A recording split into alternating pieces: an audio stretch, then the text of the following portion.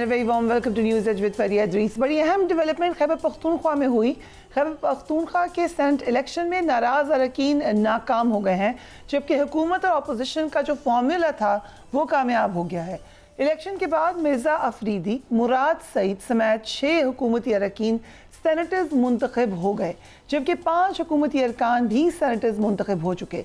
आज के इलेक्शन के बाद पीपल्स पार्टी 26 अरकान के साथ सेनेट में अब सबसे बड़ी पार्टी बन चुकी है।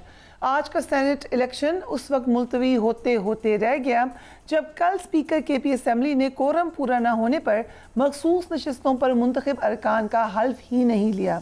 स्पीकर ने असम्बली का इजलास 24 जुलाई तक मुलतवी कर दिया था। हालांकि आज सेनेट इलेक्शन होना थे और इलेक्शन से कबल इन अरकान का हल्फ क्योंकि लाजमी था, सो एक बहुत बड़ा आपको वॉइड या बहरान नज़र आ रहा था। इन अरकान ने स्पीकर के इस इक़दाम को पेशावर हाई कोर्ट में चैलेंज किया। पेशावर हाई कोर्ट ने गवर्नर खैबर पख्तूनख्वा को हल्फ लेने का हुक्म दे दिया।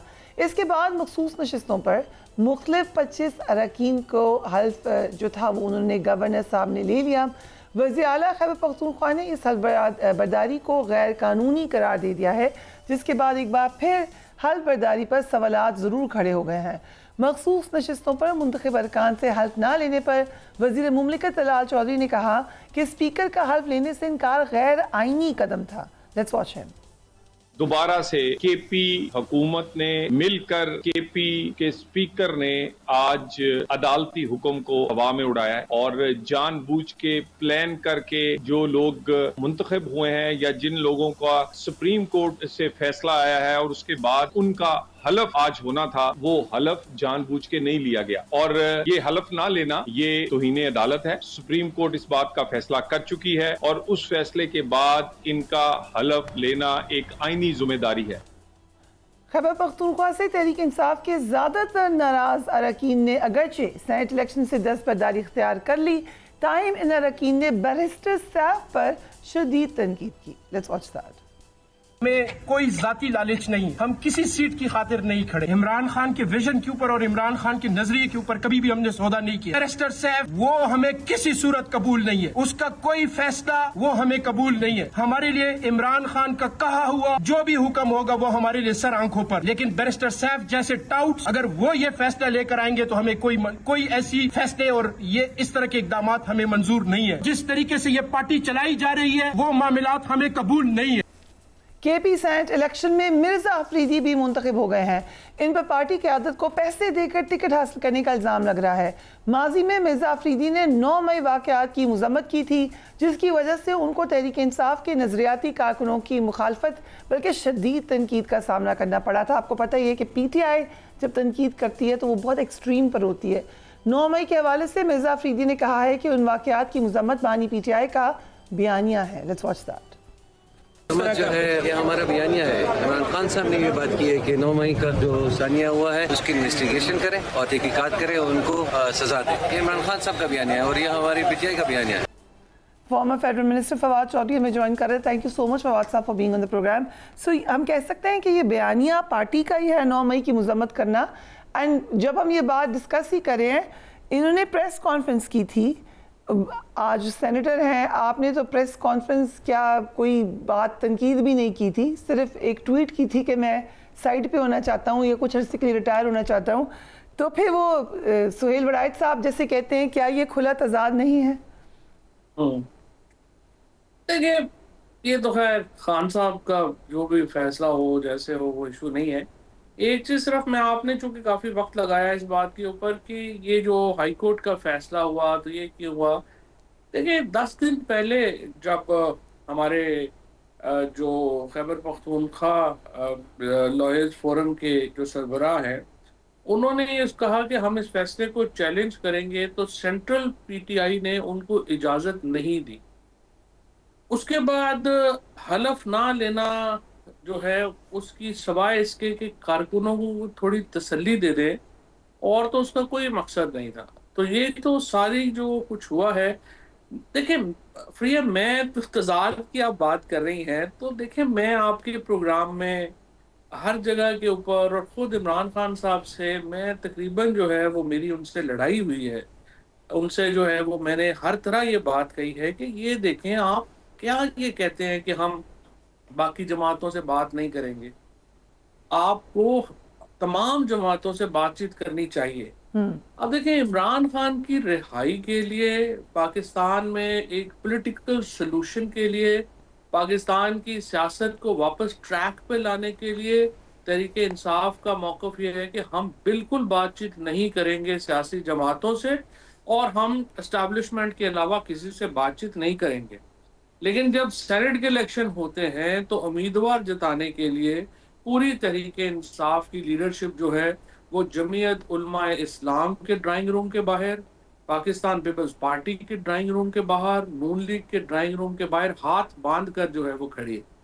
मुझे तो इस तजाद की समझ नहीं आती कि हम इमरान खान की रिहाई के लिए, बुशरा बीबी की रिहाई के लिए, एजाज चौधरी, महमूद रशीद, शाह महमूद कुरैशी, यास्मीन राशिद, उमर चीमा और जो सैकड़ों पॉलिटिकल वर्कर्स हैं जिनको अब फिर बेचारों को 9 मई में कैद का सामना है, उनकी बात करने को हम कहते हैं कि नहीं ये तो डील हो जाएगी और ये तो बड़ा ज्यादती हो जाएगी अगर हमने बातचीत की और मुल्क की सियासत में टेम्परेचर नीचे लाने के लिए अगर हमने इकदाम किए।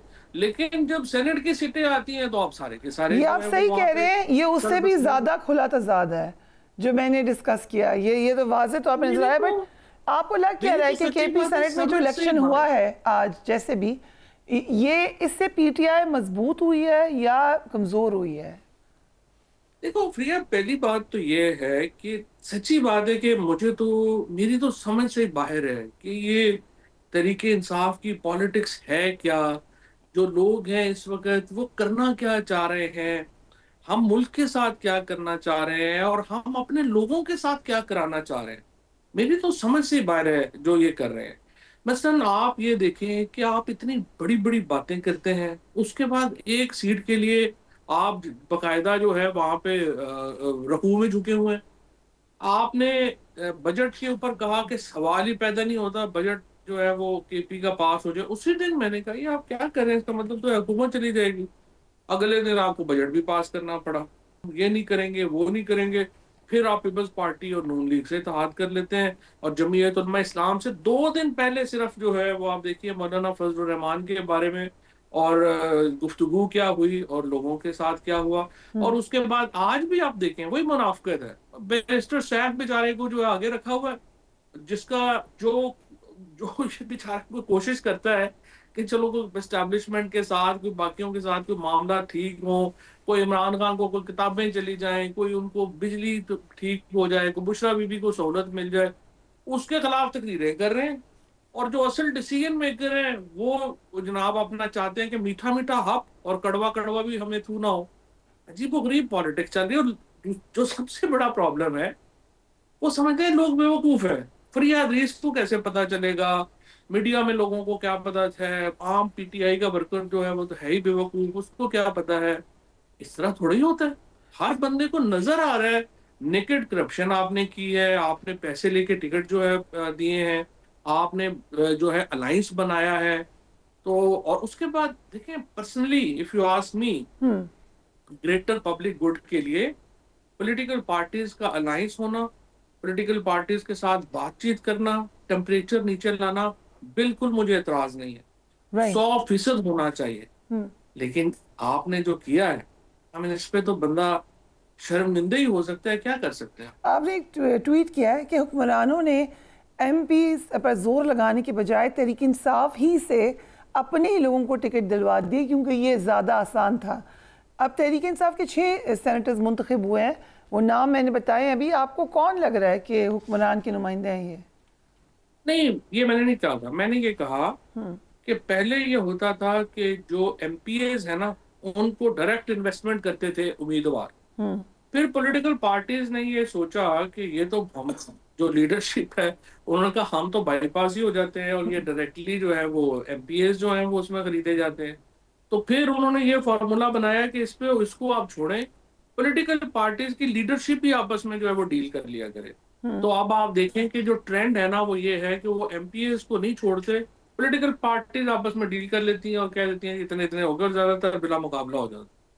सो यू थिंक कि ये सही बात नहीं है तरीका, इससे हॉर्स ट्रेडिंग रुक नहीं गई? इससे देखा हॉर्स ट्रेडिंग का तरीका बदल गया ना। पहले आप एमपीएस खरीदते थे या पॉलिटिकल पार्टी खरीद लेते। जो तरीका बदलना था, जब इमरान खान बार बार कह रहे थे, आपको याद होगा, मैं बार बार कह रहा था, हमारी हुकूमत बार बार कह रही थी कि सेनेट के इलेक्शन का तरीका बदलें और डायरेक्ट इलेक्शन करवा दें। अभी भी औरतों की सीटों के ऊपर, ये जो सेनेट की सीटों के ऊपर हैं, ये लोग गैर नुमाइंदा लोग हैं, इनकी कोई हैसियत नहीं है। बिलियनर क्लब बन गया है सेनेट।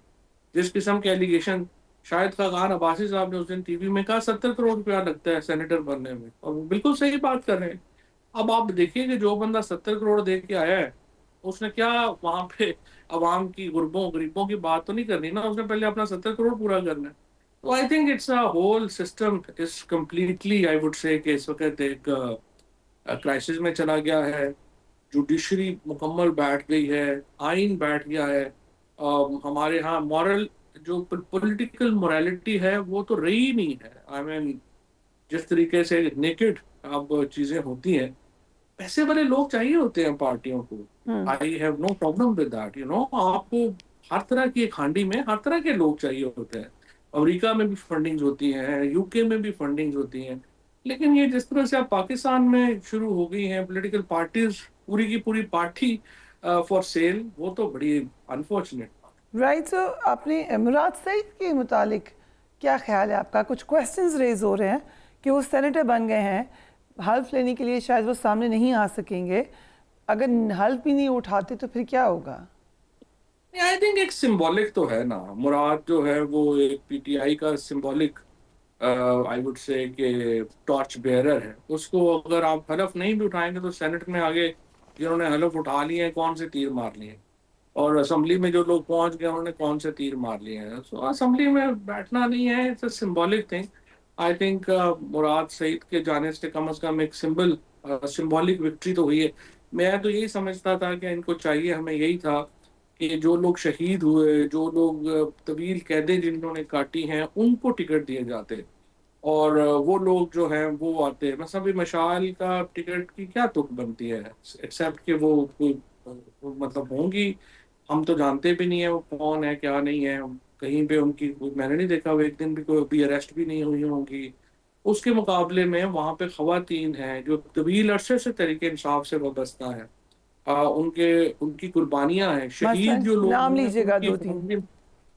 नहीं, जो लोग शहीद हुए हैं उनकी फैमिली में दे देना, ताकि एक सिंबॉलिक तो हो ना कि आपने जो लोग हुए हैं उनकी पार्टी उनके साथ खड़ी होती है।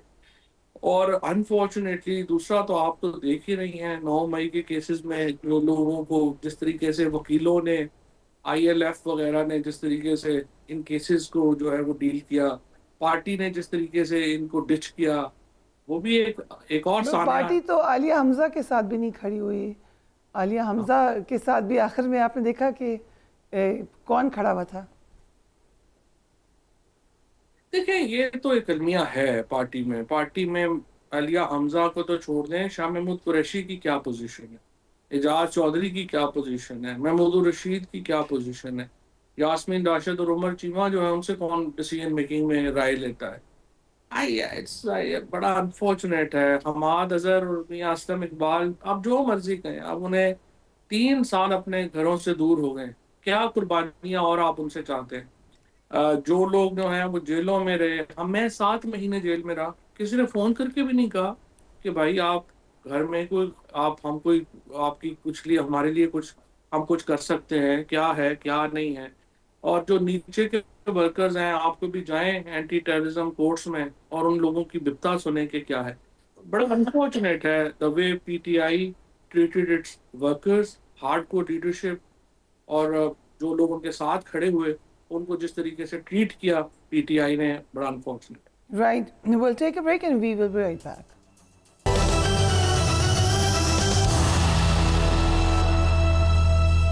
And welcome back. Islamabad high court ने आफिया सिद्दीकी केस में वज़ीर आज़म शहबाज शरीफ और वफाकी काबीना को तौहीन अदालत का शो कॉज नोटिस जारी कर दिया।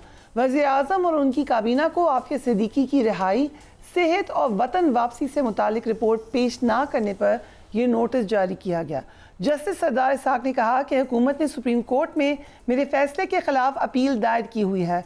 जज अगर चाहे भी तो छुट्टियों पे काम नहीं कर सकता।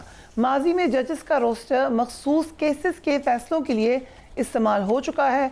फौजिया सिद्दीकी पाकिस्तान की बेटी हैं, अपील सुप्रीम कोर्ट में मुकर्रर है। जज छुट्टी के दिन अदालत में इंसाफ फराहम करने के लिए बैठना चाहता है। जस्टिस सदा इजाज इसाक ने रिमार्क्स किए कि एक बार फिर एडमिनिस्ट्रेटिव पावर को जुडिशनल पावर के लिए इस्तेमाल किया गया। मैं इंसाफ को शिकस्त का सामना नहीं करने दूंगा।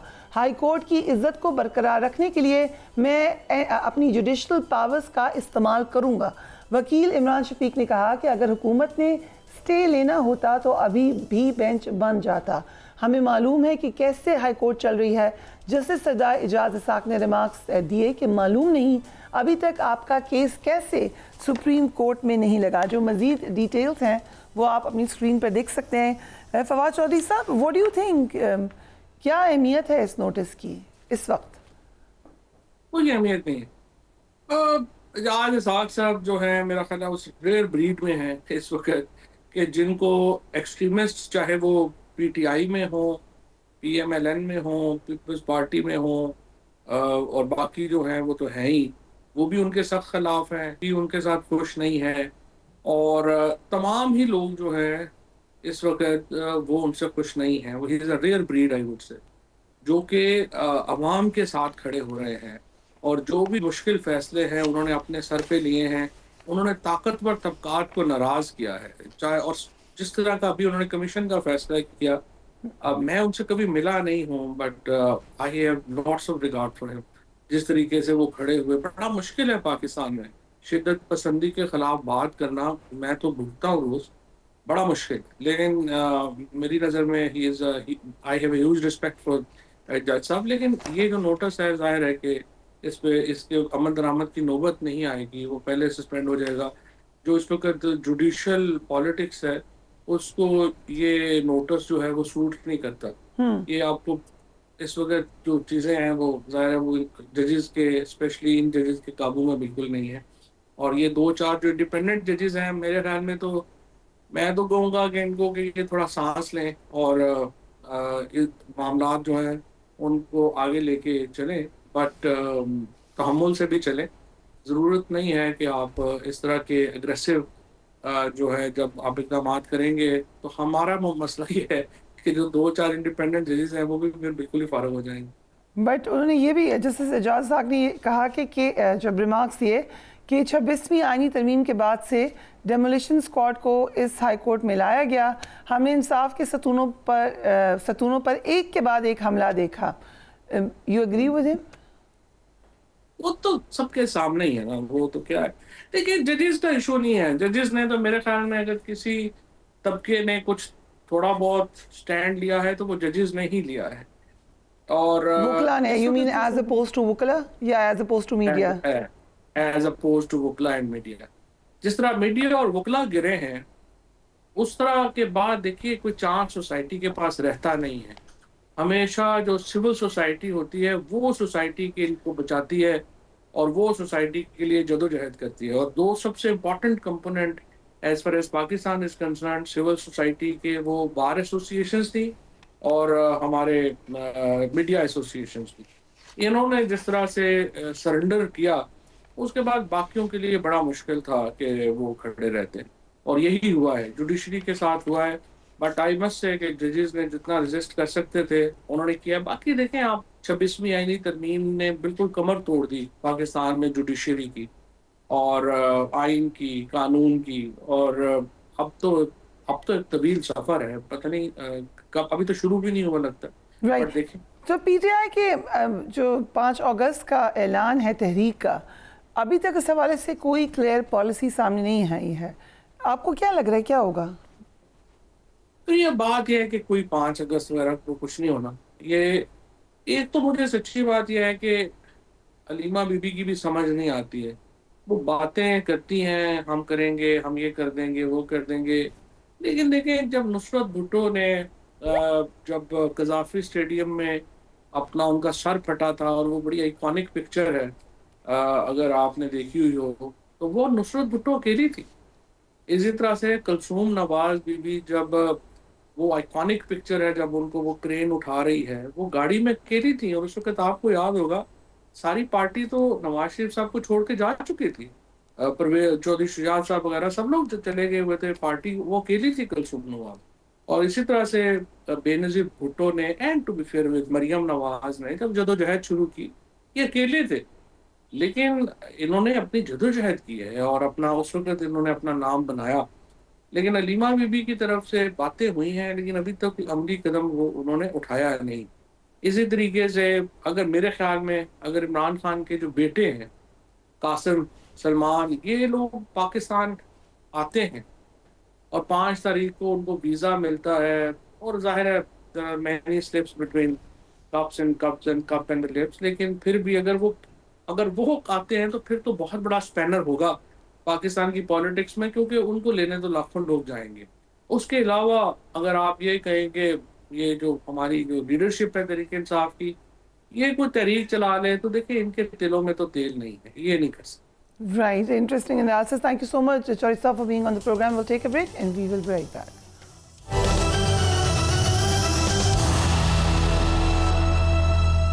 And welcome back. Pakistani अफवाज Bharat को ऑपरेशन बयान और मरसूस में इबरतनाक शिकस्त देने के बाद पूरी दुनिया में फ़ख्र की अलामत बन चुकी है। हमने आपको पहले भी बहुत सारे ऐसे इवेंट्स बताए थे। अब एक और बड़ी ही आप कह लें कि ग्लोरी की ज़बरदस्त मिसाल है, उसकी झलक बरतानिया में मुनक्किद होने वाले एयर शो में नज़र आई है। इस शो में पाक फ़ज़ाइया यानी PAF छाई रही है और कई अहम एज़ाज़ात हासिल करने में कामयाब हुई है। JF-17 सी ब्लॉक 3 को spirit of the meet trophy से नवाजा किया। ये अवार्ड तैयारी की शानदार परवाज़, फ़िज़ाई महारत और टेक्निकल बर्तरी के इतराफ़ में दिया गया। पाकिस्तान एयरफोर्स के मशहूर ट्रांसपोर्ट तैयारे यानी C-130 ने भी ट्रॉफ़ी अपने नाम कर ली। इस शो के लिए JF-17 सी ब्लॉक 3 ने पाकिस्तान से बरतानिया तक non stop air to air refuelling के ज़रिए कामयाब परवाज़ भी की। इस नॉन स्टॉप परवाज़ ने न सिर्फ इस तैयारे की ताकत और सलाहियत को ज़ाहिर किया, बल्कि पाकिस्तान के फ़िज़ाई नज़्म नस्क और टेक्नोलॉजी में जो आप कह सकते हैं कि सुपीरियॉरिटी है या एक प्रोफेशनलिज्म है, उसका भरपूर मुजाहरा भी किया। इसी शो का असर हम कह सकते हैं कि अमेरिकी सदर डोनाल्ड ट्रंप के हालिया बयान से भी नज़र आ रहा है। उन्होंने खुलकर 5 भारतीय तैयारे गिरने की तस्दीक कर दी है। अब भारत का रिएक्शन आप गेस कर सकते हैं, लेकिन पहले देखिए कि सदर ट्रंप ने क्या कहा है। दिस इज़ अमेजिंग जो उन्होंने कह दिया है। अब अमेरिकी सदर के बयान के बाद भारतीय अपोजिशन लीडर जो हैं राहुल गांधी, उन्होंने सोशल मीडिया प्लेटफॉर्म पर एक स्टेटमेंट दी। उन्होंने कहा नरेंद्र मोदी 5 तैयारे मार गिराने जाने से मुतालिक अमेरिकी सदर डोनाल्ड ट्रंप के बयान पर कौम को सच बताएं। मोदी जी, इन 5 तैयारों का असल सच है क्या? कौम को जानने का पूरा हक है। कांग्रेस के रुकन जयराम रमेश ने नरेंद्र मोदी से मुतालबा किया है कि वो पार्लियामेंट में आकर अमेरिकी सदर के 5 तैयारों की तबाही के इंकशाफ पर वजाहत दे दें। लेट्स वॉच है। राज्यसभा में अपोजिशन लीडर मुल्क अर्जुन ने हुकूमत से पार्लियामेंट में ऑपरेशन सिंदूर पर बहस करने का मुतालबा कर दिया। इनको भी देखिए। एक कहावत है, मशहूर कहावत है, आपने सुनी होगी कि खसियानी बिल्ली खंबा नोचे। आपने शायद खसियानी बिल्ली को खंबा नोचते तो नहीं देखा होगा, लेकिन जो इस वक्त इंडिया का रिएक्शन है ख़ासतौर पर नरेंद्र मोदी साहब का, उस पर आपको ये नज़र आ जाती है स्टेटमेंट कि कैसे ये सच साबित होती है। नरेंद्र मोदी को पार्लियामेंट के अंदर जाने की भी हम कह सकते हैं कि हिम्मत नहीं हुई। उन्होंने बाहर ही आकर फिर बयान दिया और बजाय इसके कि जो अरकान क्वेश्चंस कर रहे थे उनको जवाब दें, उन्होंने बाहर खड़े होकर झूठ बोले में दोबारा समझा कि आफियत है। कि इस तरीके से उन्होंने फिर ऑपरेशन सिंदूर को कहा कि वो एक कामयाब ऑपरेशन था। Let's watch that. जो एक अनथिंकेबल था। हमने बहुत दफ़ा आपको डिटेल में गोदी मीडिया, जो कि एक पूरा नेक्सस है नरेंद्र मोदी का, उनकी हिंदुत्व पॉलिसी का, भारतीय मीडिया को किस तरीके से टेम किया गया, अदलिया पे कैसे इन्फ्लुएंस किया गया, एक ट्रॉयका बनाया गया, उस पर डिटेल में हम आपको बता चुके हैं। लेकिन दिलचस्प बात यह है कि अब भारतीय मीडिया ने भी खुलकर नरेंद्र मोदी से सच बोलने का मुतालबा शुरू कर दिया है। क्या कह रहा है भारतीय मीडिया, ये भी देख लीजिए। General Ghulam Mustafa and brigadier Masood Khan, thank you so much for joining us. General Ghulam Mustafa, पहले भारत ये कहता रहा कि कोई दोस्ती नहीं हुई, कश्मीर की कोई बात नहीं हुई, हमने कोई कॉल नहीं की। अब वो कह रहे हैं कि नहीं, 5 तैयारे भी हमने क्यों कह दिया। कहाँ कहाँ पे वो डोनाल्ड ट्रंप से क्वेश्चन करेंगे। और पहले तो ये बात पाकिस्तान पहले ही कह रहा था, अब डोनाल्ड ट्रंप ने भी कह दी है, तो क्या करे भारत अब? देखिए, मैं बारहा, जिस फिर आप भी बात कर रहे थे, मैं बारहा ही कह चुका हूँ, हिंदुइज्म की बेसिस ही दुनिया का सबसे बड़ा झूठ है। जिसकी बेसिस सबसे बड़ा झूठ है दुनिया का, वो कैसे आपको कोई सच बात बता सकते?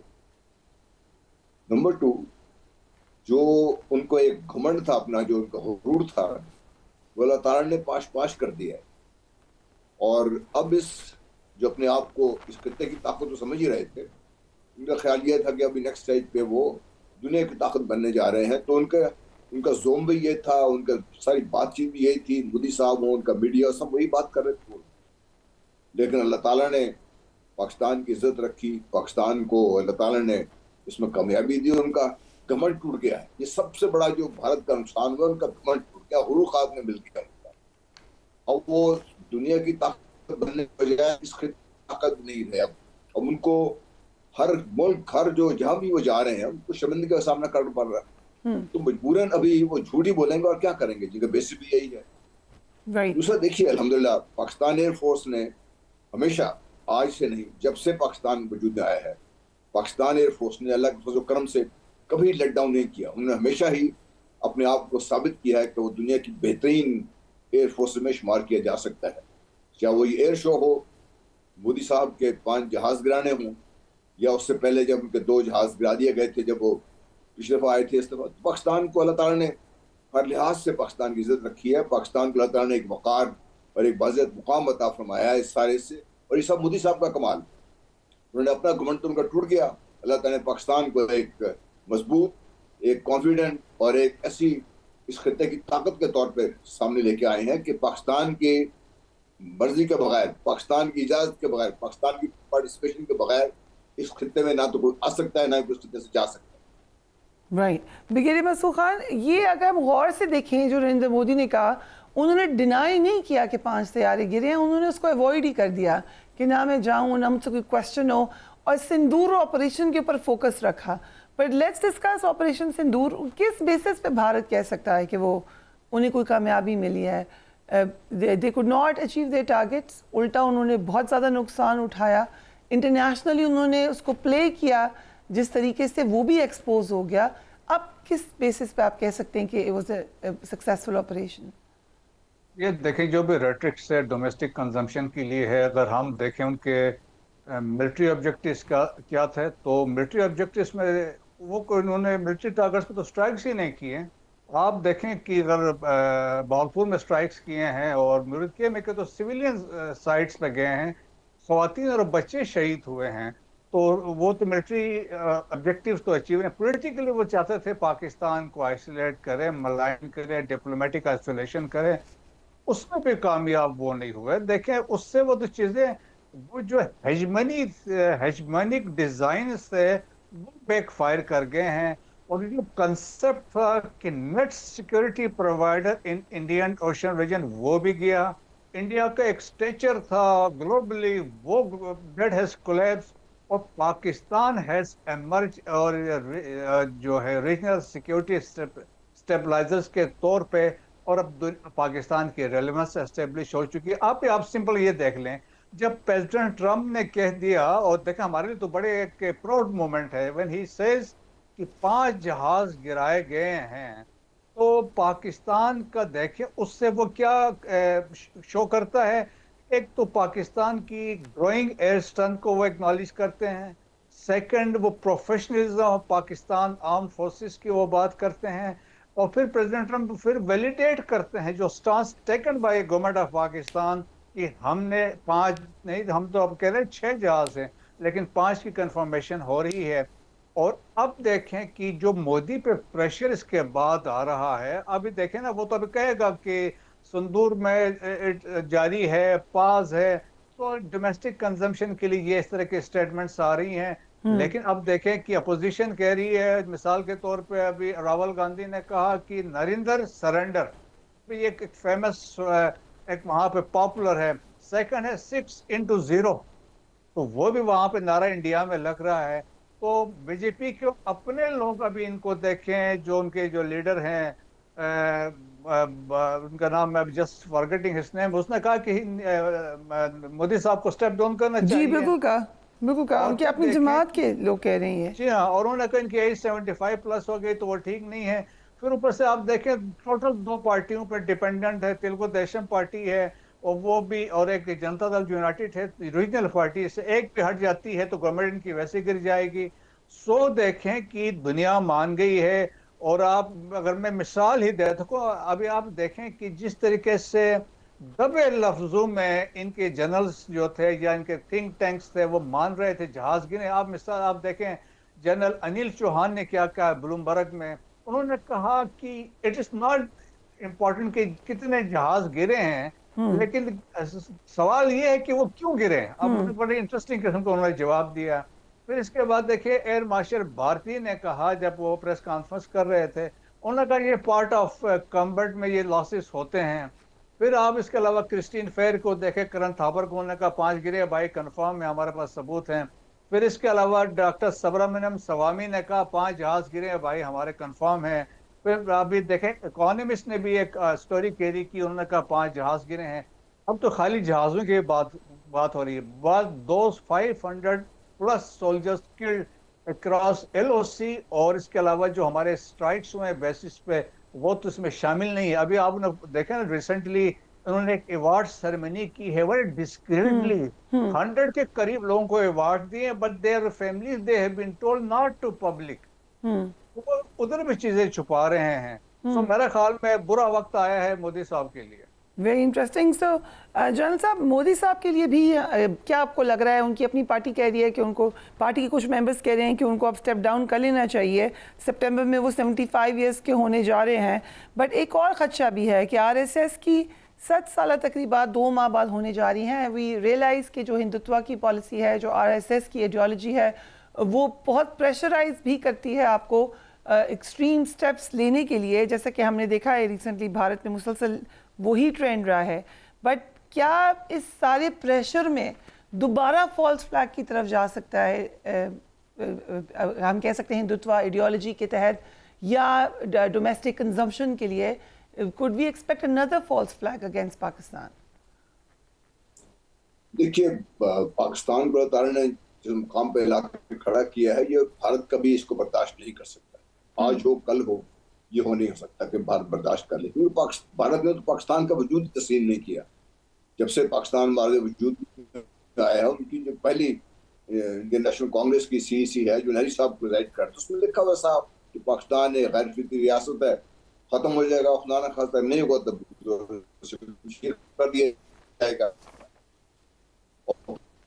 अब देखिए, जब से ये भारत बना है उससे लेके आज तक उनका रकबा बढ़ा है, तो वो एक जो उनके एक्सप्रेशन डिजाइन है ना, जो वो उनके खत्म नहीं होंगे। मोदी साहब चले जाएंगे और मोदी साहब को निकाल देंगे, वो मेरा ख्याल है ये RSS की तकरीब में निकाल देंगे या उसके बाद निकाल देंगे। उनके बाद जो लोग आने वाले हैं वो शायद मोदी साहब से भी खराब होंगे, क्योंकि भारत को अब उन्होंने एक हिंदू रियासत बना दिया टोटली। वो उससे अलावा और उनके जहन में कुछ आ सकता नहीं है। इतने एक्सट्रीम पे जा चुके हैं कि उसको वापस लाने के लिए उनको बहुत बड़ा कोई लीडर चाहिए जो भारत को उस मुकाम पे वापस लेके आ सके जहां पे दुनिया भारत को एक महज़ब रियासत के तौर पे तस्लीम करे। ये कोई एक वाकया तो नहीं है जो भारत पाकिस्तान के साथ किया, उसने पहले भी कई दफा कर चुका है। ये भारत में तो दुनिया को शायद अब समझ आना शुरू हुई है। हम जो बार कह रहे थे कि जो न्यूक्लियर टेररिज्म है वो भारत शायद उसका सबसे पहला शुरू करेगा इससे, क्योंकि Bharat is the only country जिनमें बाकायदा एक दफा नहीं, 2 दफा नहीं, कई दफा उन्हें बाकायदा फिसाइल मटेरियल स्मगल होते हुए पकड़ा गया उनसे। तो भारत के बारे में दुनिया को जाग जाना चाहिए और भारत को इस एक्सट्रीम पे जो भारत जा चुका हुआ है इससे वापस लाने के लिए अब मोदी साहब हों या उनके सक्सेसर हों या कोई भी हो, उनके लिए इतना आसान नहीं होगा। इसके लिए आपको बहुत बड़ा कोई बड़ा जहन चाहिए जो भारत को वापस उस मुकाम पे लेके आ सकेगा। वो भारत के पास है नहीं है, जो उनकी लीडरशिप नजर आती है वो है नहीं उनकी। राइट, तो ब्रिगेडियर साहब बात का है तो वो पाकिस्तान पे जी राइट, आप बात कंप्लीट कर लीजिए जनरल साहब। जी, मैं अर्ज कर रहा था कि पाकिस्तान को चौकस रहने की जरूरत है। Pakistan can not let it's guard down.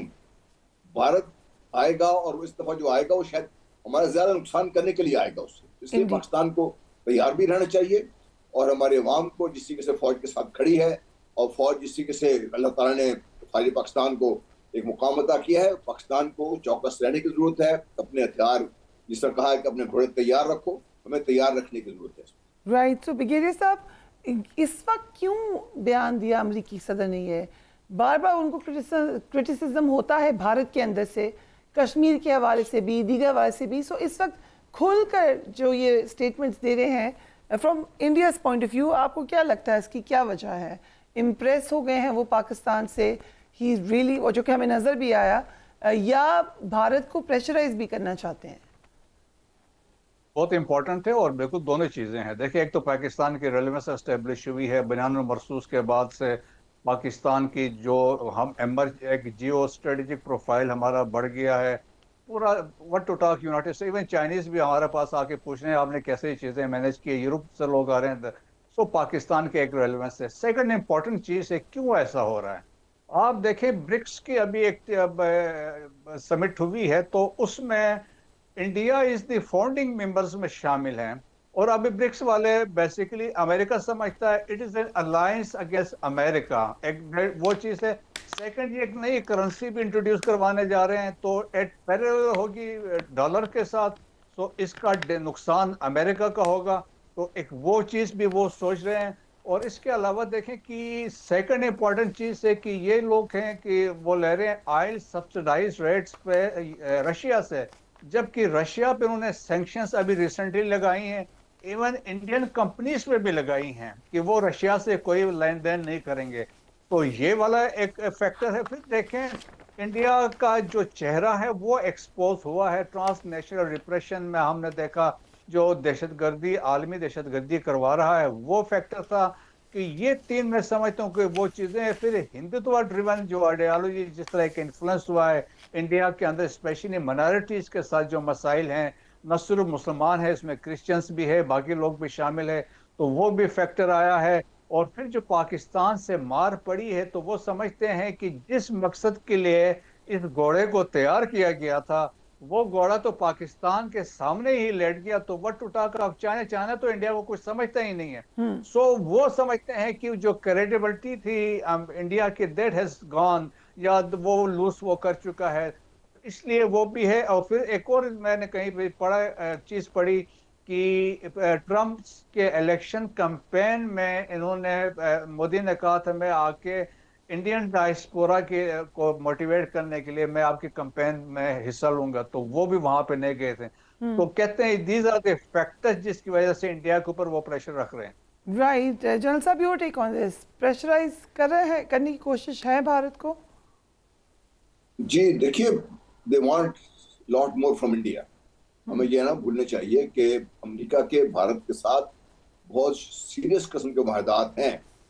अभी तक not been called into action, लेकिन वो जो मुआहदात हैं वो ऐसे कागज के टुकड़े नहीं हैं, बड़े सीरियस मुआहदात हैं। और इंडिया ने अगर अमेरिका से जो भी डिमांड्स की है, अमेरिका ने जवाब में ये प्रेशर बिल्डअप कर रहे हैं। Right. They want lot from India. Right. India को इस तरीके से जाने नहीं देंगे। इसलिए जनरल साहब, अनफॉर्चुनेटली मेरा वक्त खत्म हो गया, but thank you so much for giving us analysis. यकीनन प्रेशर पड़ना चाहिए भारत पे, इससे मजीद पड़ना चाहिए। जो किस्म की उनकी पॉलिसी रही है एज अ स्टेट, जिस तरीके से उन्होंने दूसरे ममालिक में जाके दरअंदाजी की है, मुसलसल की है, दहशतगर्दी की है और झूठ बोला है अपने मौक़िफ़ के बारे में भी और दूसरे ममालिक के बारे में भी, ख़ासकर पाकिस्तान के बारे में भी, तो उनके ऊपर तो शदीद प्रेशर और सैंक्शंस भी होनी चाहिए। Do take care of yourself. Allah हाफ़िज़।